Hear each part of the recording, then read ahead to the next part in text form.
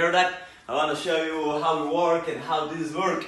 Okay, so first time what we're doing, we remove the vent, okay? We take the vent outside, we clean, we wash the vent, everything. If we need to spray kills to paint after the vent, sometimes it's yellow, so we're doing this as well. After we remove this, how we work, we use a spinning brush. This is a spinning brush. This is not going to make a damage on your duct, it's very soft, if you can see. This go all the way, it's a 25 feet.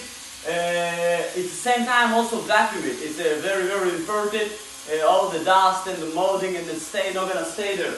So what we're doing then, if it's a treatment mold and deep cleaning, we spray disinfectant, mold control, antibacterial, everything. So when it go all the way, so it's gonna wash it and clean it and vacuum it same time to my vacuum here. We have different kind of brush, especially for the aeraton, where you put a filter. So this is a special brush, small brush for the restrooms and bedroom. This is how we work all the way.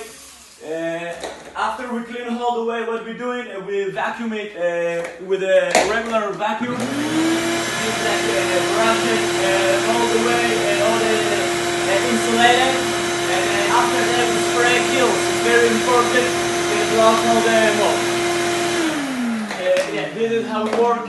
The chemical when we use, it's a microwave. Hospital use this. Everybody gonna check with a license, whole organic. Very good for very sensitive people. This is how we work, and we're doing a deep cleaning each one. Sometimes it's a 30 feet and you have a lot of split. So we also go into the attic and we clean from there. Yeah, this is how we clean the air duct deep cleaning. Thank you so much and have a good day.